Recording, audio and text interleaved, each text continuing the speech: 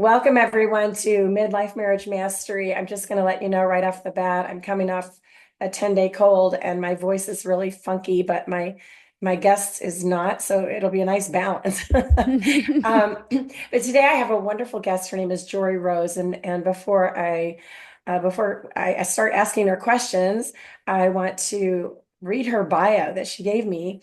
She is a licensed massage. Oh goodness.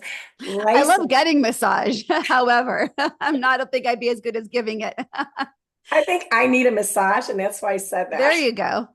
A licensed marriage and family therapist and relationship coach, mindfulness coach, author, and podcast host. She has helped thousands of people to live happier, oh my goodness, and more fulfilling lives through living with greater awareness and compassion, allowing them to decrease their stress, anxiety, and shed unhealthy habits, patterns, and mindsets. This is the work of a coach and a therapist. Joree recently sunsetted her podcast, Journey Forward with Joree Rose, after 254 episodes. That's a lot. And she currently co-hosts Love Isn't Enough with her husband, Dr. John Schinnerer, with whom she also does couples work. Joree has authored A Year of Gratitude, Daily Moments of Reflection, Grace and Thanks, as well as two mindfulness books, Squirmy Learns to Be Mindful and Mindfulness, It's Elementary. Joree has been featured in prominent media outlets such as oprahmag.com, NBCnews.com, Business Insider, KTLA News, and so many more. So to learn more about her or to work with her, visit joreerose.com. It's JOREEROSE.com, or follow her on Instagram at Joree Rose. Welcome, Joree.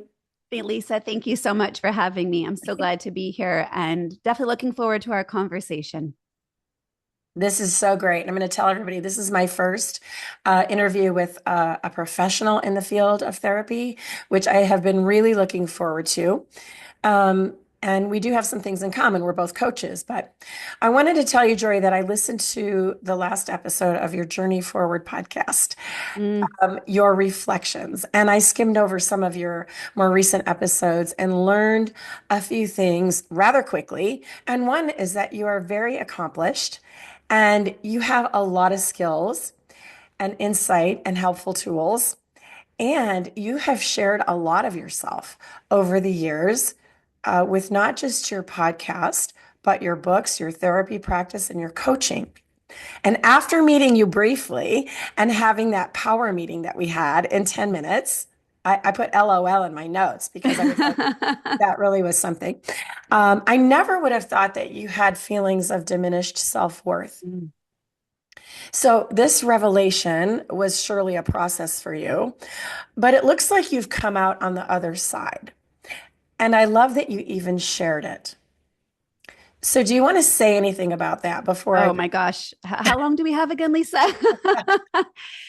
This is lifelong work, honestly. And as a therapist, I never believed in the philosophy of not sharing my whole self because I'm here to role model the tools that I teach.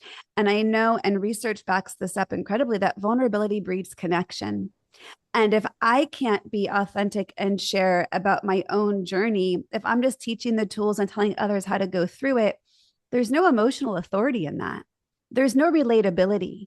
There is no mirroring someone else's experience. And to be able to be a therapist, to be a coach and say, hey, look, I've not just been trained in this. I've not just been educated in the theories and in the practices.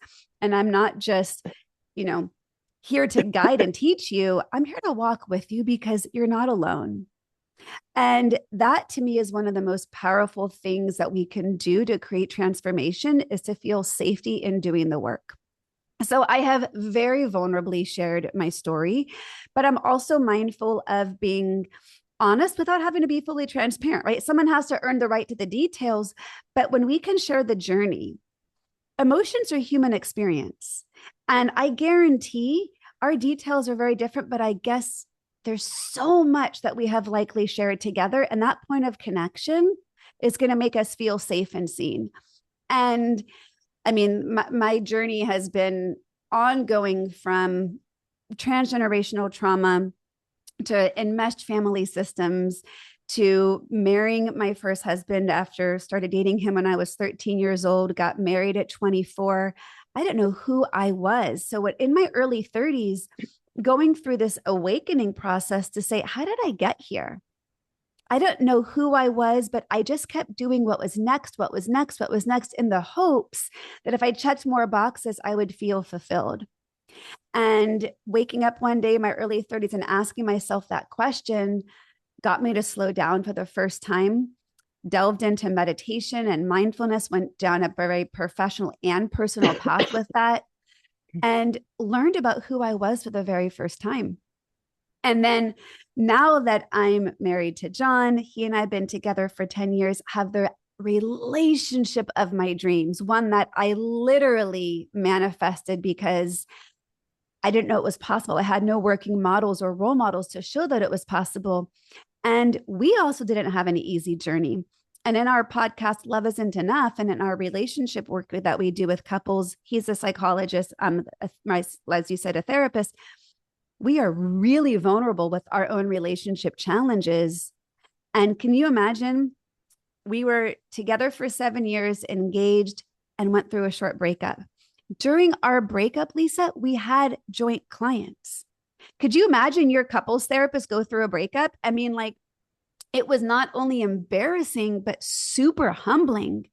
And our vulnerability, sharing our journey of what we were working through and how we got past it, is relationship gold. Because who actually gets in real time identification of, look, relationships are hard. It's why our brand is called Love Isn't Enough. You need Yes, love, yes. but it's not enough to get you through the hardships that are day to day or that are deeply rooted. Like for him and I, the majority of the stuff that was keeping us stuck came well before we even met each other. Yeah. And so, the more I can be vulnerable, I think helps give permission to my clients and to those who have listened to my podcast to feel safe to look at themselves. Because it's scary as hell to look at ourselves.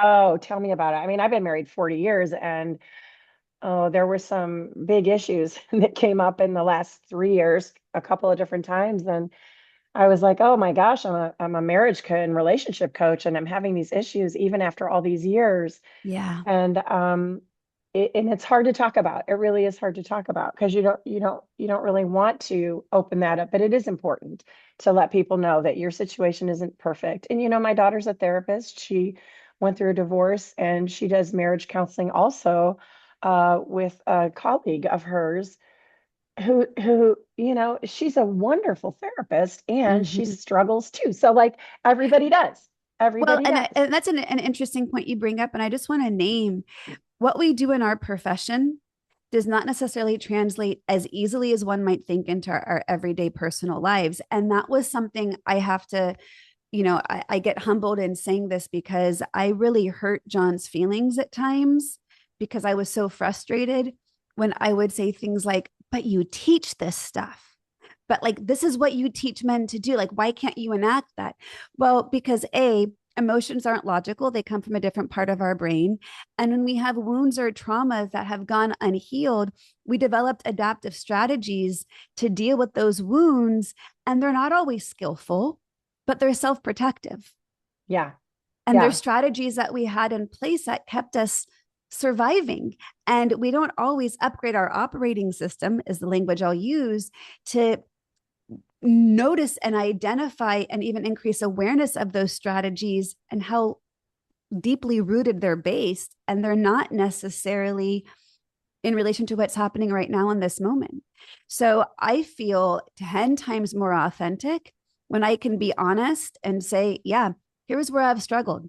And if it looks perfect over here, let me show you everything that went into it.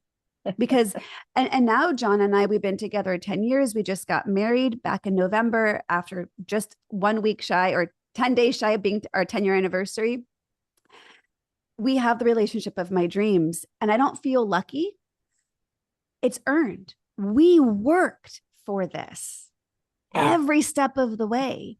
And even through our short breakup, it was a wake up. It was an awakening of, let me be aware of the things I never thought I could grow and change and identify them and be committed to say, I don't want to lose you. I know that now for certain. And wherever you go, there Yes. you are. Your patterns are going to follow you. So it's not Yeah. just, some people might say, oh, well, this isn't the right relationship for me. Well, I can know when it's not the relationship. My ex husband and I are actually great friends. He was one of 30 people at our wedding. Oh, that's cool. And That's that's an cool. awareness of, I didn't want him out of my life. He wasn't meant to be my partner forever. Yeah. And we don't always know how to work through these things. It takes an immense amount of courage. So if I can role model that, even in the slightest bit, then I feel really values driven in my work. Oh, thank you so much for sharing that. That is truly a blessing for people to hear that who are confused and going through it themselves. I Can think I name one that, more piece on that I think just to yeah, add what you said? I yeah. think one of the challenges, and I've seen this for women in my career over the past 20 years, is women are socialized for being more relational, period.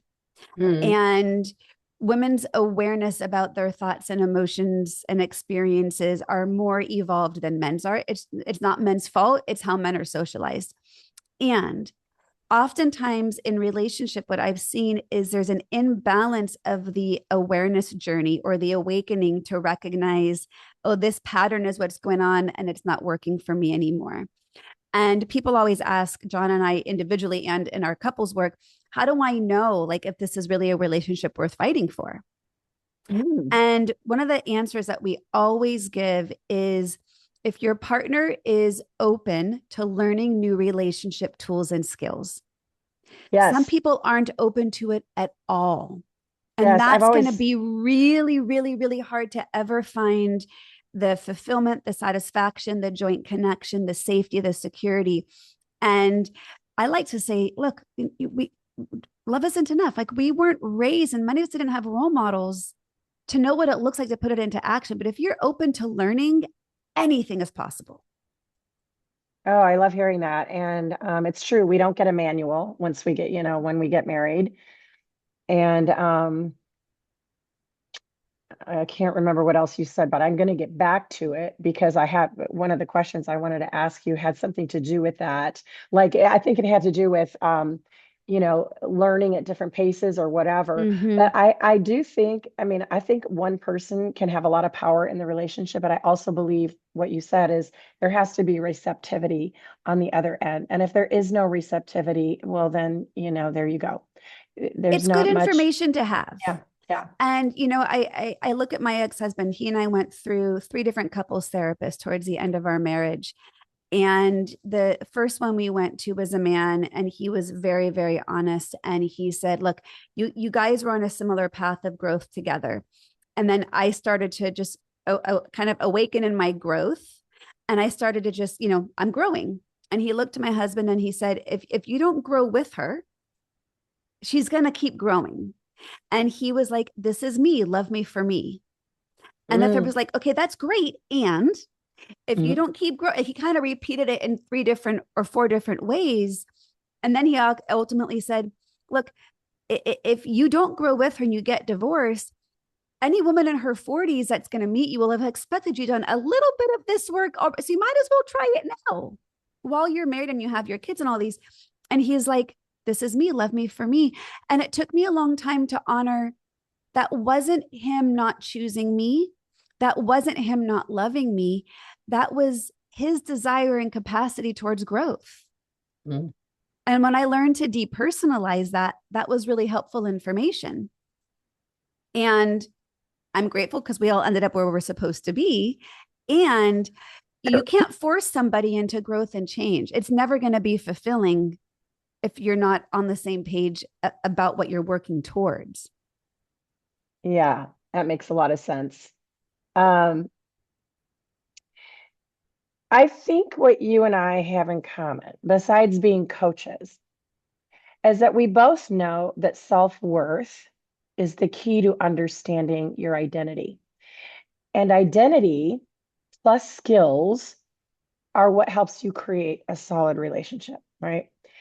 And I am a big proponent of doing the discovery on this as the foundation of working with women who are struggling. And I have my own process and how I get people to dig into that. But tell us, how can women or men find out who they are outside of all of their roles in life? So the big question, who am I? Where do they start, Joree? This is one of the things that stopped me in my tracks. And so I think everyone's journey can look a little bit different. I'm going to share what I did and how I've used my own journey as a base and what I've guided women to do. I have found that many women stay busy on purpose. Yeah. Yes, life is very busy, especially when we're mothers, especially when we've got young kids. And if we're building careers or even just being a stay at home mom, like I was for many years, life is busy.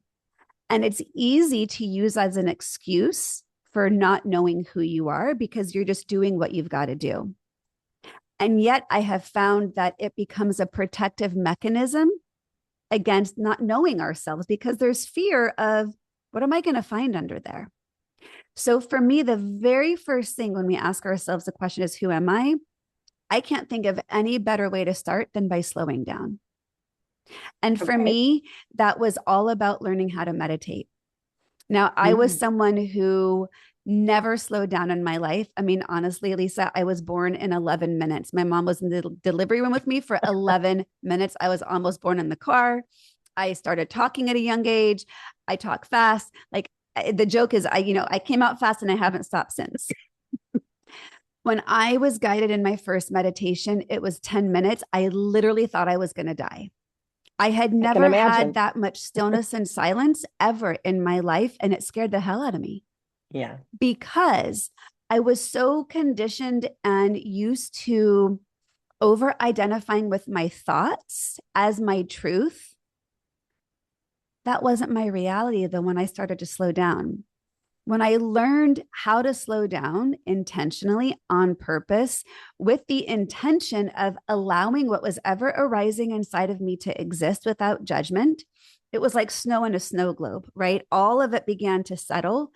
And what I began to do for the very first time in my life was tune into my body, start to connect with my inner wisdom, my intuition, that gut response, which then gave me great dissonance because I was having an experience where I thought one thing, but I felt another. Well, which one did I pay attention to? What was the real truth?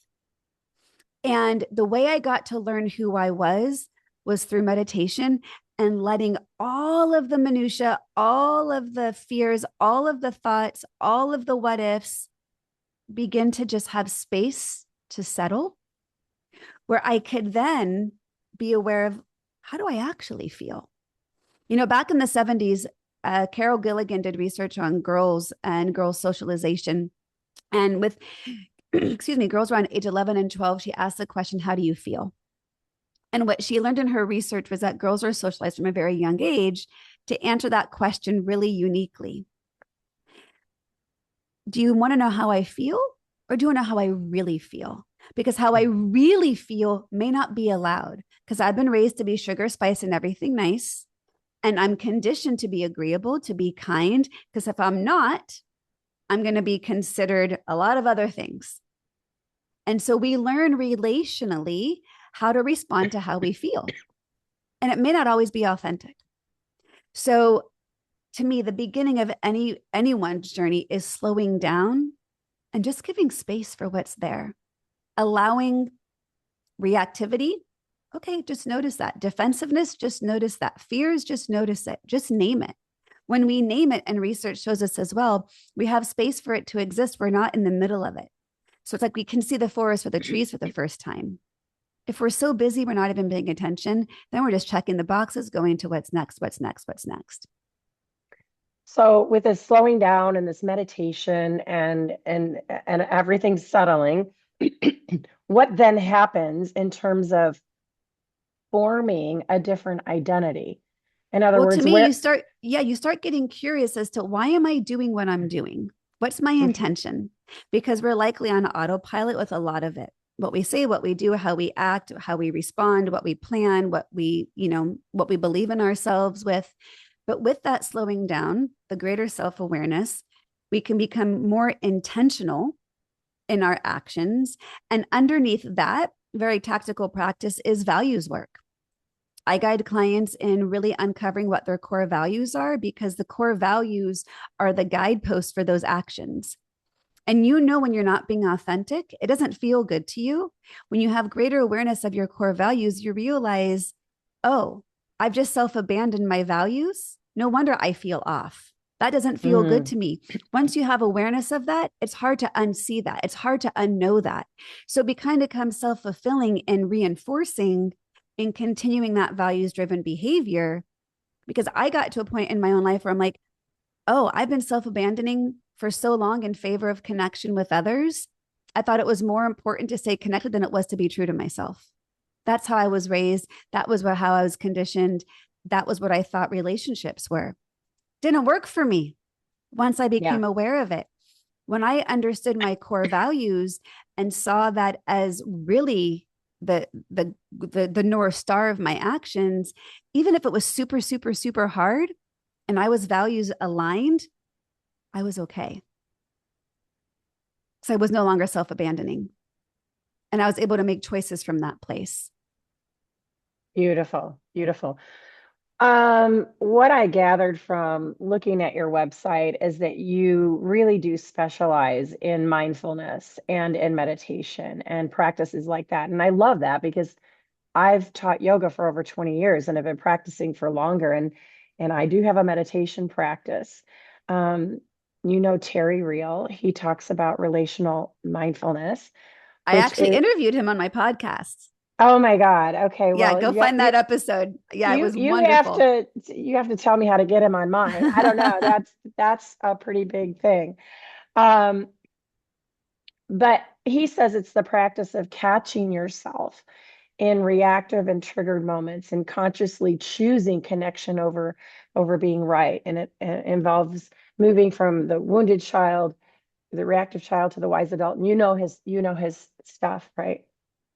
Um, I have not personally been through a divorce, but I can tell you without a doubt that yoga and mindfulness definitely helped me in our marriage. My Mm-hmm. husband never practiced it ever, really. I mean, he says he's done some meditation, but I haven't seen him do it. Um, our marriage would not have gone as smoothly as it has without those Mm-hmm. practices. So, can you give us some examples of what you use in your own relationship that you share with your clients when Yeah. it comes to these things? Yeah, I would love to. Let me first share how I define mindfulness because I think sometimes people aren't really sure what that means in everyday practice. And so I define mindfulness in three ways: it's living with greater awareness, attention, and intention. So, what do we want to be aware of? Well, there's multiple things to be aware of, but internal awareness: what am I thinking, feeling, sensing in my body? And external awareness, which is what is my impact on others and what's going on in my environment around me. If I'm on an autopilot, I'm not paying attention to any of that, right? So you can't change what you're not aware of. So especially relationally, if you're stuck in patterns, you don't know what they are. You got to slow down to even acknowledge what the pattern is. That's not working. Otherwise, you're just going to be trying to do something different and not really sure what direction you're heading in. So once you have the awareness, it's paying attention. Okay. So what do we want to pay attention to? Our habits, our patterns, our mindsets, and our reactions. And then being intentional to respond and not react. So much easier said than done, which is Yes. why you need a meditation practice, which is the foundation to build the muscle. It's kind of like saying, I refer to meditation being like going to the gym and lifting weights, and mindfulness having the strength of the muscles to do what you want to do out in the world. You can't just sit at home and conceptualize lifting weights and then have stronger muscles to go do something different. You got to, in neuroscience calls it experience dependent neuroplasticity. You got to do something different to build a new pathway in your brain. It's the same both relationally, individually, internally, and tangibly, right? So when we are more aware and mindful, in its most simple terms, we're able to respond and not react. We're able to stay present.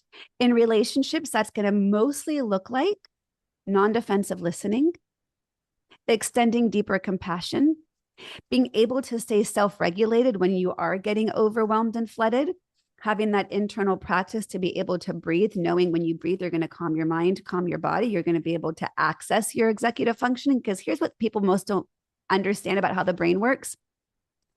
Our emotions are from our center part of our brain, and all of our executive functioning, which that part of our brain is not fully formed until our mid-20s.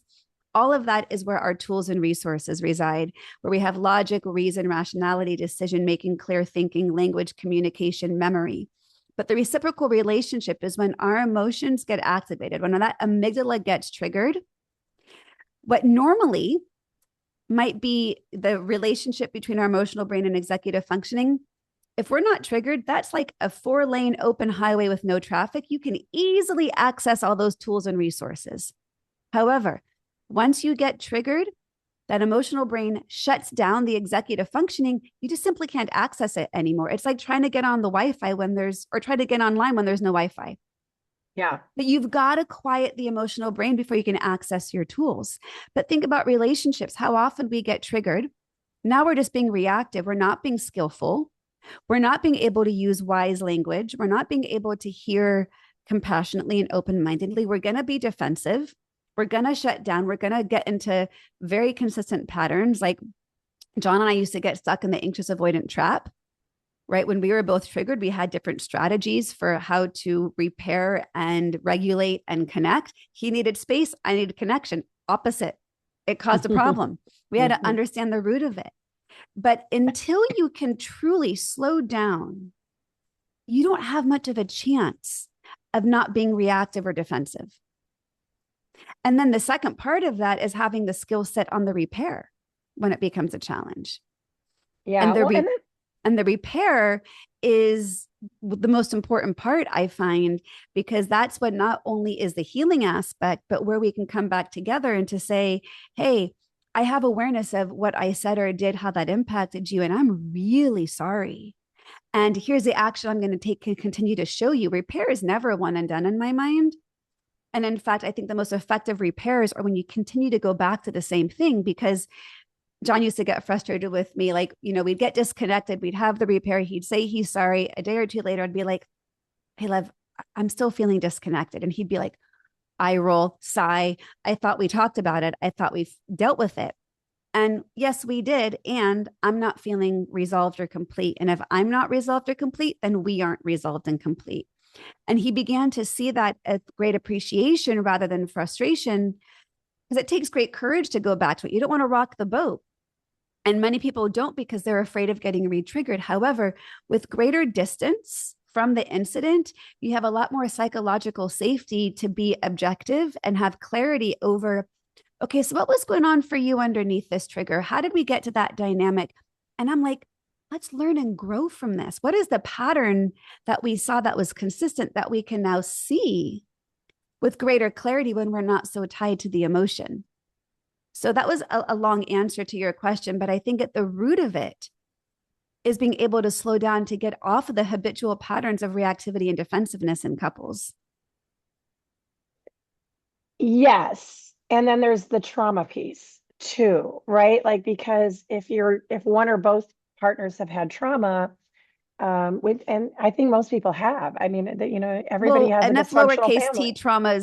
lowercase t trauma can accumulate in the brain to feel the same experience as a capital T trauma. So I think we all have trauma. The degree to which we are aware of what it was and how it impacted us internally or relationally, that might take some understanding, but we've all had trauma. None of us get out of this life unscathed.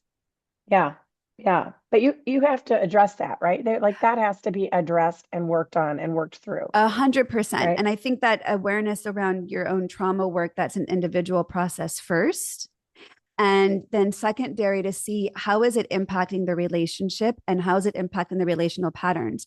So something really interesting is, as I mentioned, John and I would get stuck in that anxious avoidant dance. So during conflict, I would approach with anxiety, needing to stay connected because I got dysregulated. He needed space to regulate. I interpreted his space as abandonment. So I have some trauma from growing up in which I have some really deep abandonment wounds. And they weren't just anxieties, they were actual incidents. So it was very clear to me from a very young age people can just leave, people can just die and leave. And that is a lot of the what was underlying my anxiety. There were times when I would get stuck in that anxious trap that it wasn't just about the anxious avoidant dance. This was a trauma response for me. I was having this deep trauma response of a deep irrational fear, but rational because of trauma, of being abandoned. And when I would sometimes escalate in that anxiety, at one point, John clued in of, oh shit, this is not just anxiety, this is a trauma response. And with that awareness, he tended to it with a different level of care because he saw his role in the possibility of helping heal that. When it was just the anxious part of that anxious avoidant dance, it was harder for him to get out of his own pattern of avoidance to step towards. So it was interesting when there were times it was clear I was having a deeper experience that was not logical and not rational, that was trauma informed. And we had to understand, oh, sometimes this is what's happening. And now let's look at that. And how do we go through the healing of my internal trauma as it was affecting our relational dynamics? And we did deep work around that. Very cool. Okay.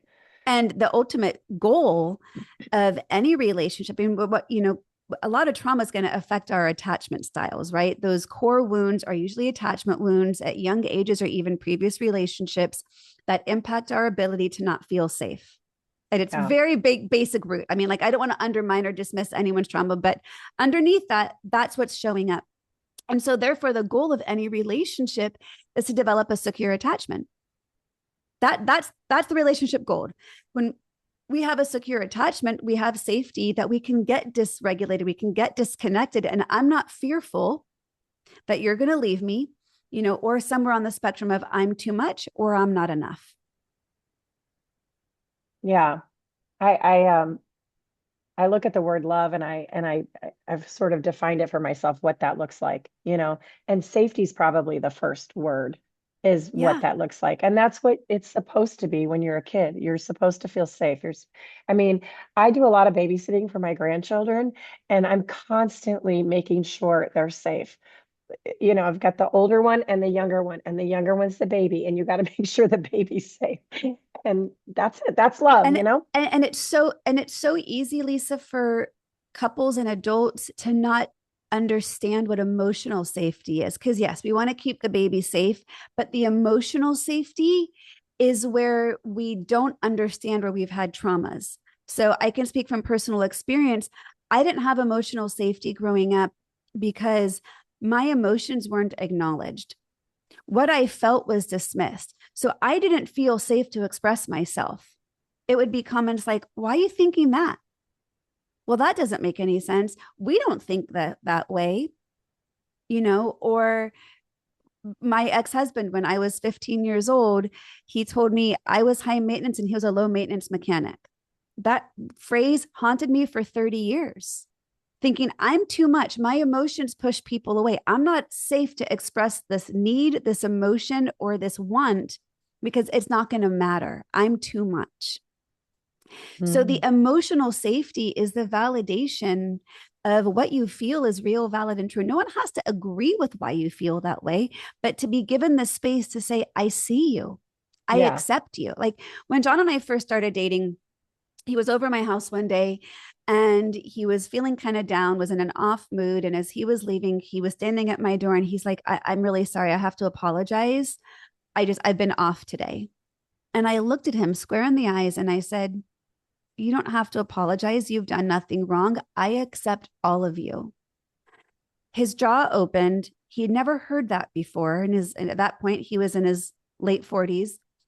And It took him about 8 years to believe that I actually meant it Oh, because wow. he had a lot of trauma of not being accepted. So, how could he trust me after 3 months in when other core people in his life didn't accept all of his emotions?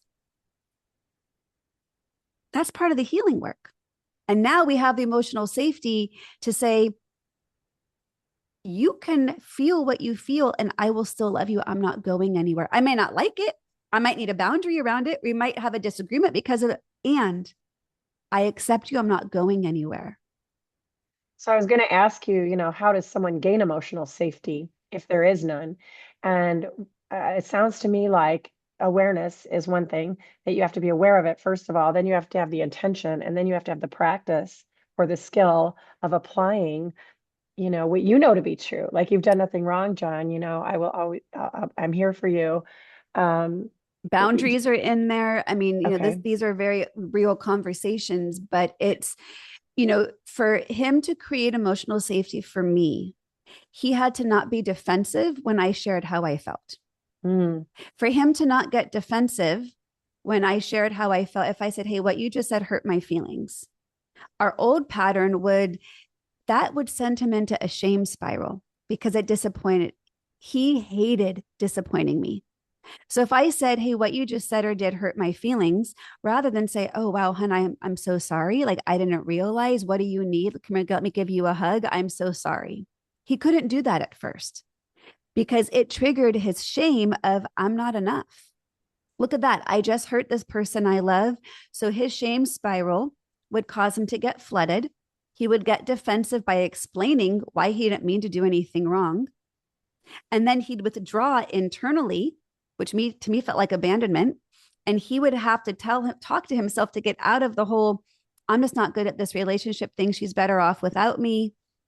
I hurt people by just, and so we had to bring really clear awareness of the pattern. And that's hard to do because it's easy to get triggered by talking about these patterns, right? And so for him, he had to go do work with the shame. He did internal family systems work to understand what was that part of him that shut down when I said, you hurt my feelings. And he realized he was like an 8-year-old little boy from mm, early experiences. So to do the healing work with that shame part of him, and then to practice the emotional regulation tools, the meditation, which he'd had a practice in, of coaching himself to breathe and stay calm and regulate his nervous system when I would criticize or give feedback or share how I felt. He would interpret it as criticism. I would just share how I'm feeling, right? The more regulated he could stay in his nervous system and breathe, the more he practiced understanding how shame used to take over. He then was able to hold space for my emotion in an entirely different way. And he wouldn't get defensive. And instead, do you know what he would say to me? Thank you so much for sharing how you feel. So when he was able to do his internal work around the shame and the flooding and the defensiveness, that gave me the safety to express myself without fear of rejection or judgment. mhm. Because I used to be in a pattern of why bother sharing how I feel? It's just going to make him withdraw. It's not that big of a deal. But guess what? It is a big deal Yeah. because I was self-abandoning in favor of connection by not being authentic with how I felt.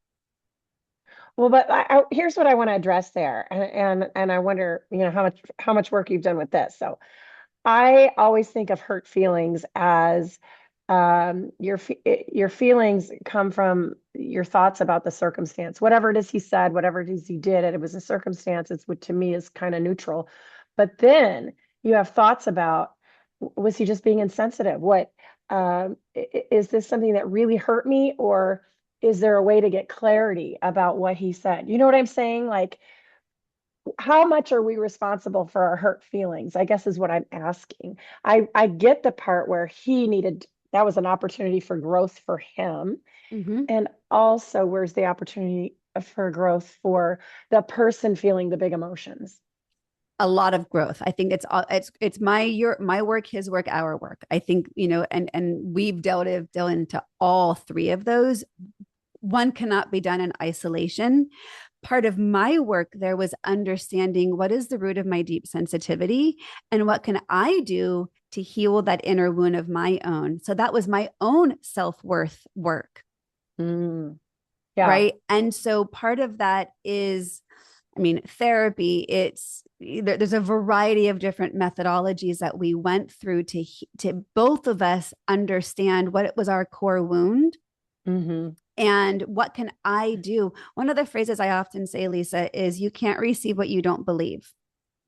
And so if he would Mm-hmm. have said, or just like what I said to him, I accept all of you, it took him a long time to believe it because he didn't believe that in himself. That was his work to have the self-worth to believe I accept you. Same for me, right? And so the way that I did that work is loving kindness practice. Oh, Every single day for years, I offered messages of loving kindness to myself. And when I first was learning mindfulness and meditation, and I would have a daily practice, I would start with the pretty traditional words of loving kindness of may I be happy, may I be healthy, may I be at ease, may I be at peace. And then I thought, okay, well, those are lovely, but like, what do I actually need? I was in my mid 30s going through divorce, had never been alone. Like, I needed a lot of things. Like, what did I actually need to offer myself? And the words that came to me were, may I be strong and confident, may I be capable, may I be happy, may I be fulfilled. And I gave those messages to myself every single morning in my daily practice. And I remember one day after years being in my therapist's office and just in everyday conversation with them, out of my mouth came the words where I was strong, confident, and capable. mm. I had to offer myself. That's the inner parenting work, right? That's the healing our inner child. It's offering to yourself what you didn't get because you believe you're worthy of receiving it. It's so interesting you say that because what hit me was just like creating a daily habit. Like don't let that go because I was just a friend of mine was just um, counseling me today about, developing strong habits, mental habits, and that takes a lot of work. It takes a lot of digging. It takes, writing things down and looking at your belief systems and looking at your thoughts and then deciding, what is it that I really want and what emotional state do I need to be in? And so that practice that you just shared is so powerful, and it's even more powerful if you're doing it every single day, because then you're reprogramming your brain. Those are new neural pathways, right, that you're creating, Yeah. and it makes such a huge difference. Well, Wow. and to be able to also then do relational habits. And one of the things that John and I do, and I would say, we've been back together from our breakup for 3 years. And like I said, we just got married 4 months ago. So we're very secure. Our emotional safety has never been stronger. And we're so proud of the work that we did. So some of these habits are not as strong as they were in the beginning when we were going through a lot of that healing work. And this is what we tell all of our clients that we work with is you've got to do a weekly check-in with your partner because, we're on autopilot. We're busy. We're going through the motions. We're taking care of the kids, the job, the house, the dog, all of the things, right? And Yes. it's really easy to say, you're my most important person. And yet I'm also not giving you the time, energy, and attention that would reflect you're my most important person. So we need to schedule check ins for one another. And the check in that we offer to couples is super simple, but profound. It's 2 questions. What did I do to make you feel loved this week?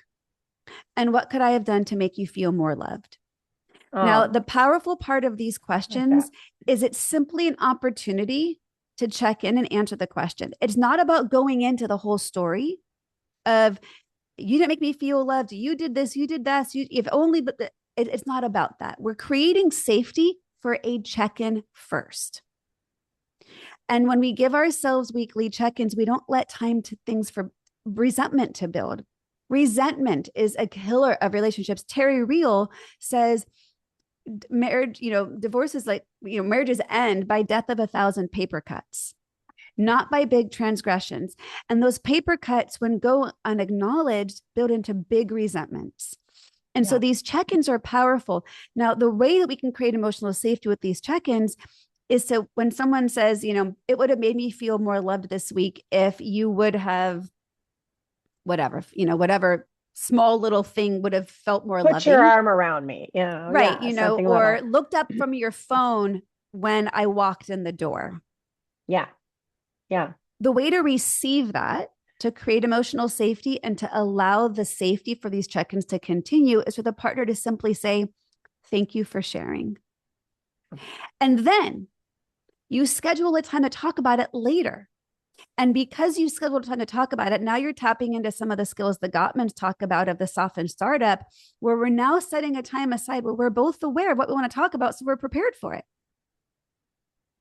So these check-ins are so beautiful and profound and simple and hard because it's not how we're conditioned to work with our partners. Not at all. I mean, it's almost awkward. Like in the beginning, it would be awkward to hear a question like that when you're not used to hearing a question like that. Well, So, and I'm also looking for ways to create greater intimacy. And to me, intimacy is vulnerability. It's not necessarily sexual. And when we have greater emotional safety, we're allowed, and I say that in air quotes to those listening, like, we feel more allowed to be more vulnerable. And intimacy is sharing your inner world. Like, what is more vulnerable than sharing your inner world? And so I often will talk to couples about how to have non-sexual physical touch as a way to build emotional safety if there's been disconnection. And one of my favorite ways to do that is through a gratitude massage. Mm-hmm. And you can do this clothed or not clothed, but start with one person lying face down, the other one starting to give a back massage. And while massaging your partner, say what you're grateful for about them. And as you receive the physical touch and the massage, to receive and take in the gratitude your partner has for you. Now, if you're feeling disconnected, this is going to be way too far away from where you're at in emotional safety to delve into a gratitude massage. But it's a beautiful practice to build, to pair the non-sexual or sexual physical touch with gratitude and practice receiving that. Because again, if we don't believe the things our partner is saying, we're not going to take it in. If we don't believe it about ourselves, we're going to dismiss what they say. So very simple, but really profound partner practices. Yeah, I will say that my husband and I are pretty good at it, but I will also say that I am way better at it.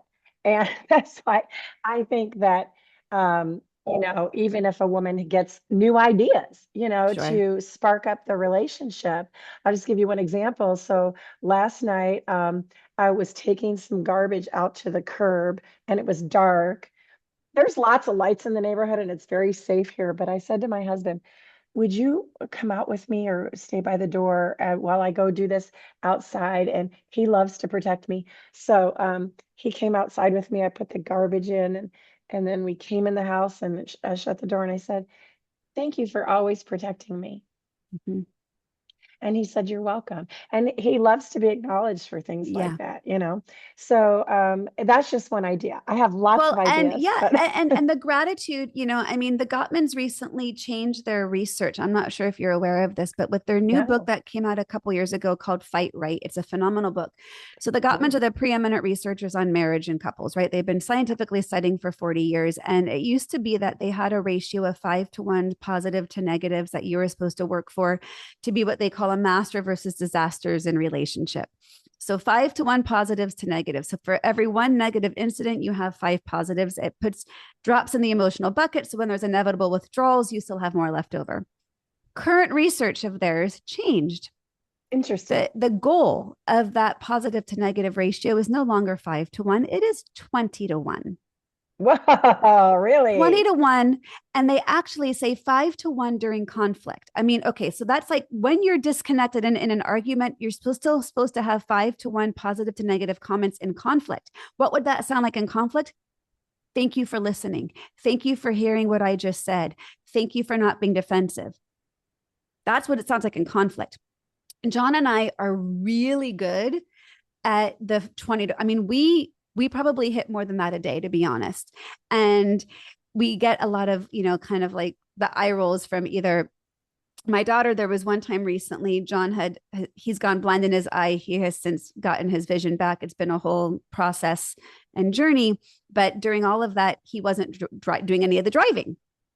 And so my aunt and uncle were here visiting and we were getting in the car. And like he always would do, he would say, thank you for driving.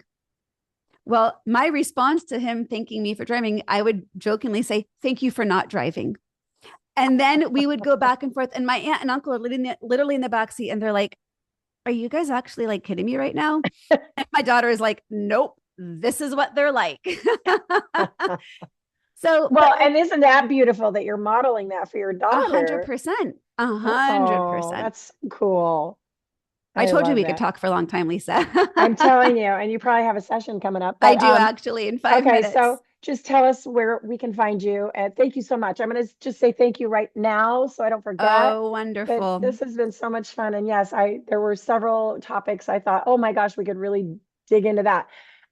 Yeah, where can people find you? Yeah. So for my own individual work, as you mentioned in the intro, joreerose.com. That's JOREEROSE.com. I'm doing some new exciting work with women that is just unfolding. So stay tuned for all that's there, creating an online and in-person community for women to be in real conversation with each other. I Because it's saw so that. hard to actually acknowledge what we really feel and to feel safe and heard. And for any of the relationship work, it's loveisn'tenough.net. For any of Okay. the work with John and I, we are working on a book right now. We are going to end up leading relationships retreats probably in the next year or so. I have a women's retreat coming up in October in Palm Springs that I just booked. So, Wonderful. and John and we're getting back to our podcast, Love Isn't Enough. It's been on hiatus for a little bit as we got married and are getting some foundation of other parts of our business before getting back to that. So, yeah, any of those two websites would be the best Well, resource. Or I'm on Instagram at Joree Rose as well. okay. Well, all that will be in the show notes. And thank you Wonderful. again for joining me. And let's do this again. I hope you will. I would be happy to come on anytime, Lisa. Thank you All so much right, for having Joree. me. You betcha. Thank you. All right, everyone. Thanks for listening, and we will see you next time.